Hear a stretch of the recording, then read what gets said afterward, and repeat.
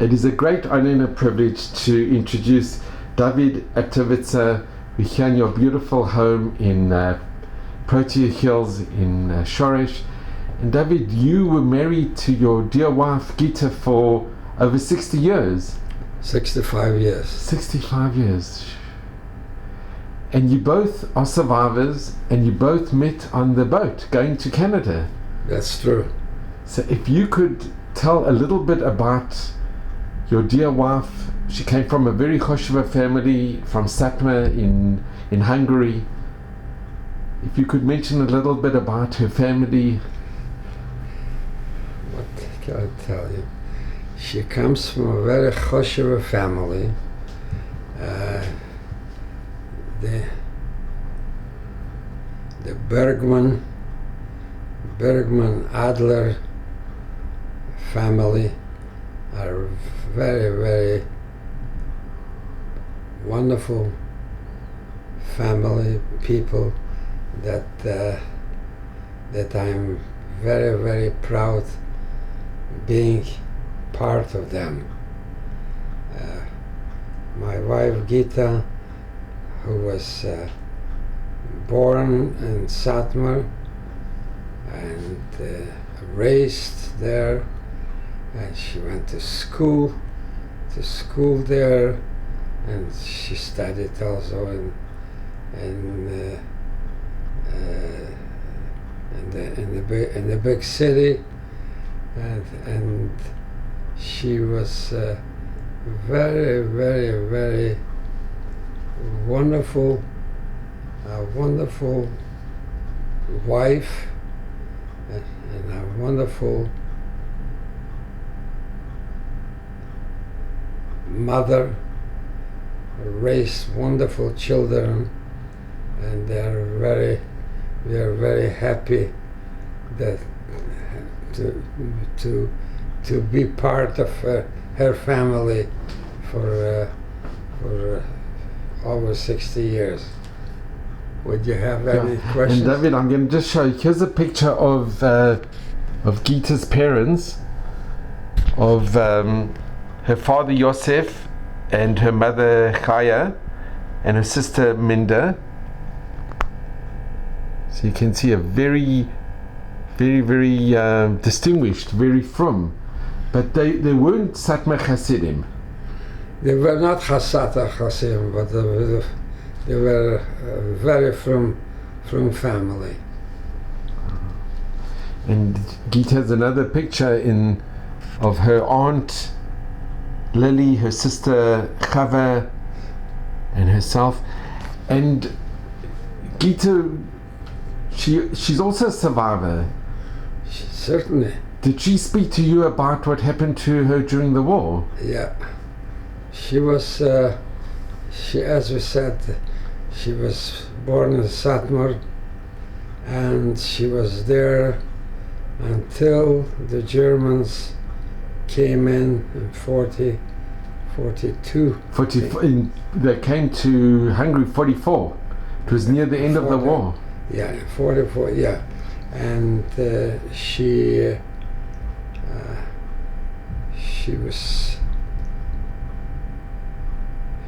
survived there.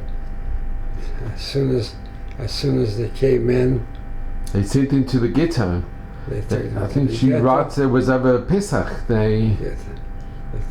Pesach time they were sent. Yeah, they took her to the ghetto, and then she was with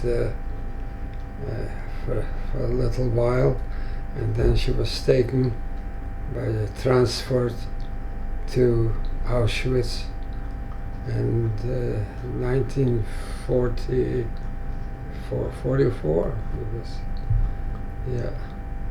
And the whole family was shipped to Auschwitz.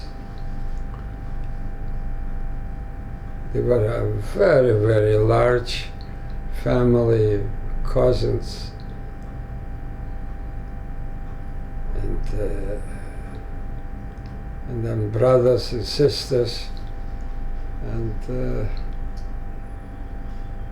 she was for a little while was in the ghetto, in Satmar, and then she was transported with the whole family to Auschwitz, and she was just lucky. She'd be lucky to survive Auschwitz. From her whole family, I think it was only her and her sister. Yeah, there were 7 people, and just 2 of them, her sister and herself, survived after the war. And unfortunately, that the sister It was Chava. was Chava, yeah. She was killed in an accident, and so we remained with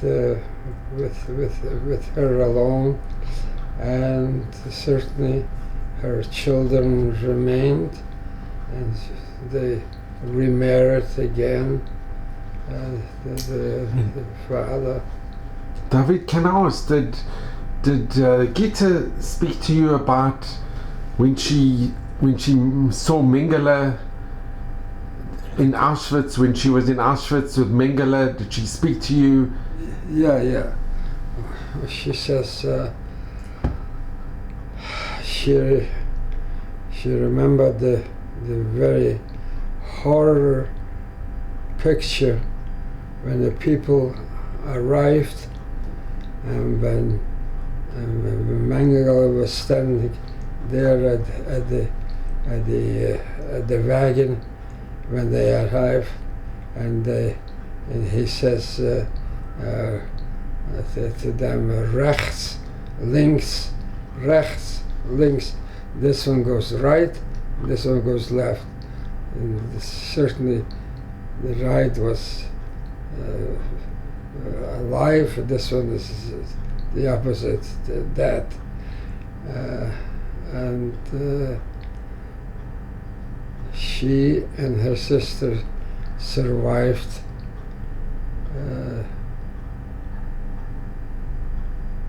after the war. And I think what happened is that they were sent for work, they were doing different types of work, and then Yes. and then they were marched when Auschwitz, near the end of the war. That's They right. took them to Ravensbrück, and then they were on the death march, and Chava helped her and her friends because that's right. she couldn't walk anymore. She helped her, yes. She helped her survive. And unfortunately, Chava got killed in an accident. And then from Ravensbrück they went to Lippstadt, Yeah. and she worked for IG Farben. Yeah. It's very hard to think such a big company, IG Farben, employed Jewish slave labor from Yes. Auschwitz. Yes. Well, that was. She was happy to get into a place like that, and then she was going on a march, and she was going this with her sister from one place to the other, and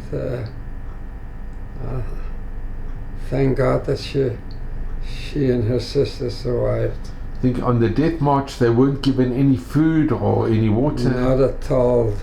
And once you were marched, and if you were caught getting out of the line, they wanted to pick up some potatoes or something, they shot you right away.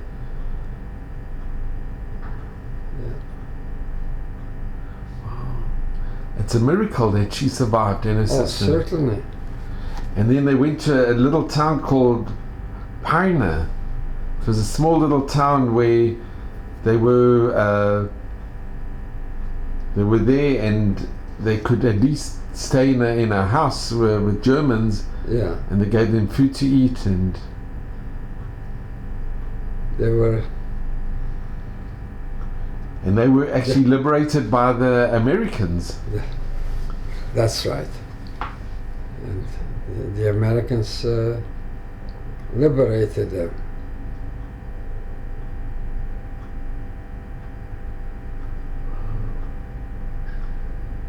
And then they were there for 6 weeks in this little town, Pina, and then they went back to Hungary. Yeah. And when they went back to Hungary, they were in Budapest. They went back to Budapest. Right. And they tried to look who had survived from the family. That's true. And then the sister, it's very interesting, her sister went back to Satmar, but Gita wasn't feeling well and she stayed in Budapest. And the sister was there for a year in Satmar. Yeah. But they never spoke about it. That's true. It's strange that they wouldn't speak about it. I've got the faintest idea. I don't know. And then I think Gita was also offered to go to Canada. Yeah. And from Mina Shamayim, she was on the same ship as you. We met on the boat. So what was your first recollections, what you remember when you first saw Gita? Well, I saw a wonderful girl. We started to talk, and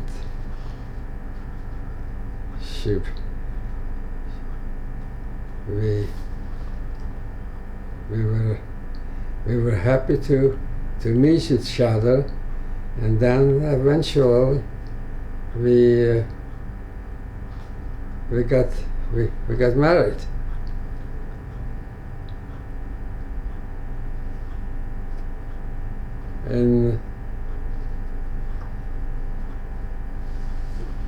And who from the family was at your chasana? Who from the family could come to your chasana? At your wedding, who from the family? Yeah, who came? We had some cousins who survived, and they came. They were in Brooklyn, and when we were thinking of getting married, we called them, and they came. They came to become our Unterführers, the Bergman family, nice family. And you also your friend Saul Buxbaum. He was also at your chasana. Yes, he's unfortunately he was a very, very bright student. He went to Boston, and he got his PhD and so on, and then some reason he got sick after, and he passed away. And David, I just want to show the picture of your chasana, this beautiful picture.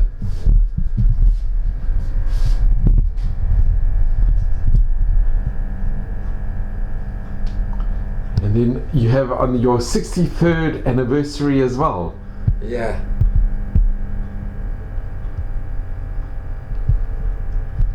And David, can I just ask, you and Gita, did you often speak about the Shoah? Did you speak with each other, or were a lot of your friends that you associated with survivors as well?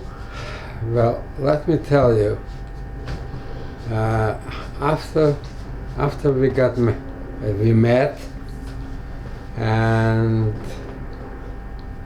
we decided that we'll not discuss the Holocaust, that if we're getting married, we'll get married, and we will try to fashion a home and hope it will be a nice Jewish home.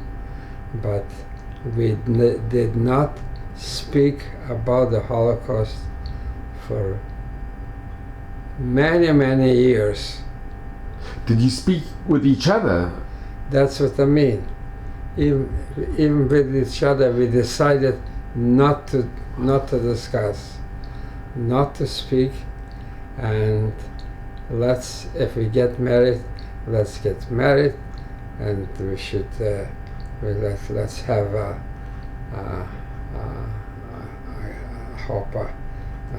good, nice marriage, and then perhaps later on we'll see what the score will be. But with the children in the beginning, we did not discuss at all about the Holocaust. Later on, when they grew up a little bit, when they were 10 o'clock, 10, they started to teach in the school. So then, little by little, they came home and they asked questions, and we started to open up a little.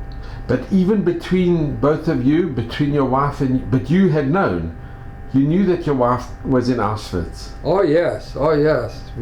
We knew everything, but we decided to have it as a stop, and we'll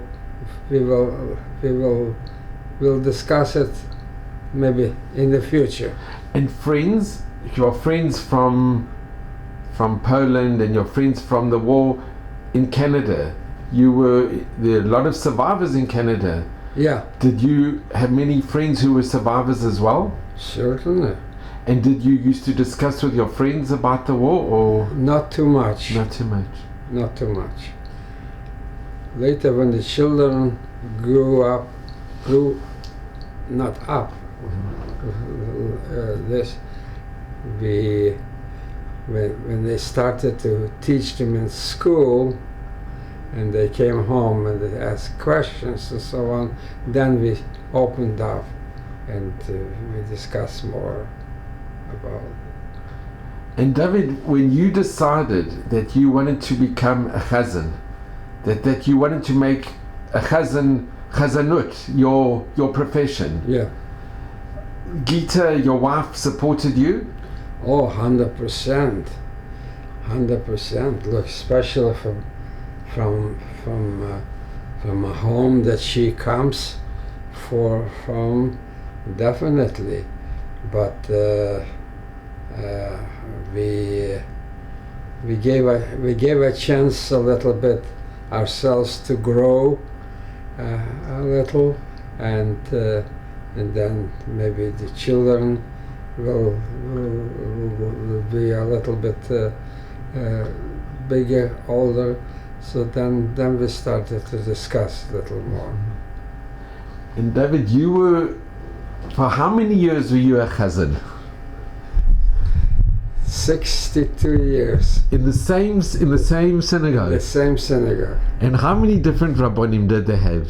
I had 10 rabbonim. So you went through 10 different rabbonim? I think I have them in the book. And here is a picture of David, you as a chazan. So that, and here's Cantor David Aptowitzer from the Jewish National Fund of Canada. Your excellence and your leadership and your dedicated public service, exemplary devotion to the welfare of the State of Israel. This is wonderful, wonderful. And David, I think you might hold the record for being the longest chazan in a synagogue. You could be holding the record of... In my synagogue, I was the longest. But I think in any synagogue, to have a chazan who it's unbelievable. Well, they were very fortunate to have you. Well, very fortunate to have you as a friend. And David, can I just ask, with Gita, with your wife, did she always retain her emunah? Did she always remain frum? Even after the Shoah, even after losing her family, she always retained her emunah? It so happened that she retained her religiosity right from the beginning. She never ever questioned or gave up? Why, what happened, why did it happen to me, why did it happen to anybody else in the family. No. This is what we are, and that's what we are going to be, and that's what we were. That's what we were. And did you ever go back with Gita to Hungary? No, I didn't. I didn't go back to my city, neither did she. No. And what message do you think your wife would have imparted to, what message did she give to her children and to the grandchildren? What message did your wife always wanted to give to the... We wanted to give to our children, to grandchildren,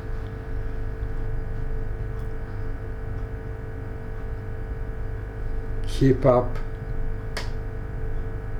your background, keep up the religiosity of your parents and grandparents and great-grandparents, and transmit it to your children, because that's what we wanted. It's a very beautiful message, David, and to see this wonderful picture of you and your wife on your wedding and your 63rd anniversary, and you were married for 65 years. Yeah. It's a big bracha. It certainly is. So David, I just want to thank you again, because I am so grateful to you. So David, really, thank you very, very much. It's a pleasure. It's been the greatest honor and privilege meeting you and knowing your family. I'm glad to meet you, and I'm glad you met my family. And David, I just want to mention, and I'm so grateful that your grandchildren, when we needed a minyan when we were in Shiva, so your grandchildren would come to our home and they would help make out the minyan. Oh, sure. So our family is so grateful. Oh, certainly. So you have a beautiful family. You are such an example for all of us to emulate, and we are so grateful, and you should just be well and have such nachas and admeva stream in good health, and thank you. All of Hashem's blessings. It's a pleasure to meet you. David, thank you. It's a pleasure to know you, and I'm glad that you got a little story from of my family, and I'm grateful that you came, and I'm maybe someday I'll see the picture of this beautiful family. Wonderful. I'll give it to your son. Thank you so much, David. Wonderful. Shana Tova. Shana Tova, call to all the very best. The best. How many